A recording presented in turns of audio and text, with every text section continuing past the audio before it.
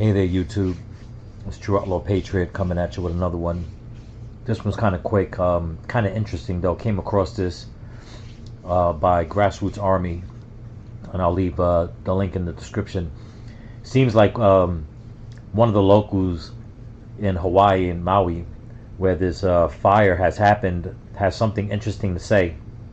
It actually made me kind of curious of what he said and of the person that he mentions.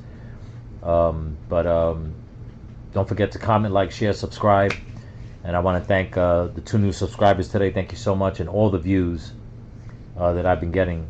But pay attention to this, and if anybody has any information, leave it in my leave me a comment.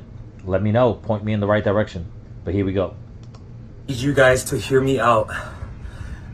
Please listen to me, and please help anyone that you know is affected and this message needs to get through. I know right now we feel like we've lost everything, and right now you don't see what's going on. I feel something is bigger. I've been on Maui the last 9 years. And I know the geographical location and how everything works. There was no way that a hurricane missed Big Island, went to Maui, and didn't flood them, didn't give them, crazy, other things, but it caused fires.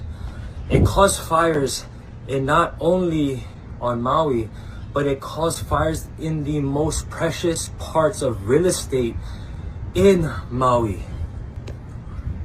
Lahaina Front Street is worth billions.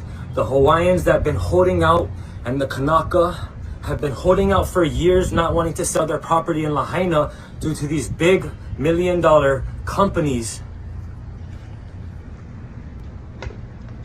I believe these fires were set on purpose. For whatever reason, it is not a coincidence. I don't believe how in the most precious parts of Maui, Kula, Lahaina, and Kihei, that the locals that are standing strong and do not want to give up Oprah Winfrey's view up in Kula that the Hawaiians are holding out on, that the fire was going to, the Hawaiians and the Kanaka that was holding right there on Front Street. Now, not for nothing, it's a quick video, but I'm kind of believing what this guy is saying. You can hear the anger in his voice when he mentions Oprah Winfrey. This is not something that that somebody will put together, like trying to set some kind of false flag conspiracy theory. You hear the anger in his voice, the disgust and anger in his voice when he mentions Oprah Winfrey. So pay attention. And the others that holding on in Kihei, it's not a coincidence. The last time 3 fires were set in all locations, it was purposely. The last time something natural happened, it was in one location. Yeah, he also sounds very, very scared, like flustered, through, it sounds like he's going through a lot of emotional anxiety. The reason why I found this strange was, 1, he mentioned Oprah Winfrey. 2, he mentioned about the fires, and I bring that up only because a lot of people have they talked about it, then they stopped talking about all the train derailments and all the chemicals that have been spilled. I don't know if anybody's noticed, nobody's been really on that topic anymore. And all these wildfires we've been having in the US, but the one fire that I find peculiar that made me look at this video a certain way was the fires in Canada. And the reason why I bring that up is because there were some independent meteorologists that did their own video on the fire, and they have all the satellite imagery of, that's part of their job. And You don't really find it on YouTube. It came and went, and I've been trying to find it again, but it shows the satellite imagery of the timeline as they're doing the weather report, and one of those meteorologists points out from frame to frame of the sky view from the satellite of how the fires started in Canada, and when you look at frame by frame, it doesn't show a plume starting in that area. It shows multiple plumes igniting at the same time. And it just took over that part of Canada. And a lot out there where those fires happen is suspect of the area where all those fires happen. And people are questioning, why did all those fires happen? Now, you heard what this man said, that the area where the fires happen in Hawaii, is the property is worth billions. It makes you wonder what's going on, because Hawaii has active volcanoes.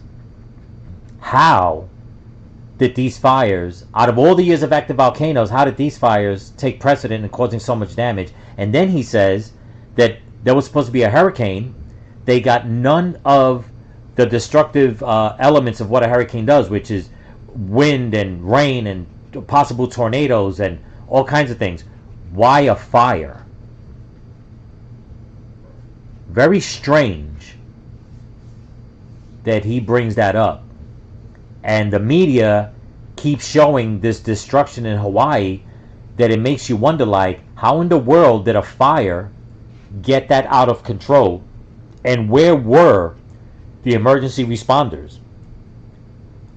You know, you'll see them bringing in, well, I believe they're called water barges or water ships, and they'll shoot water from outside, from being on the water. They'll shoot water over.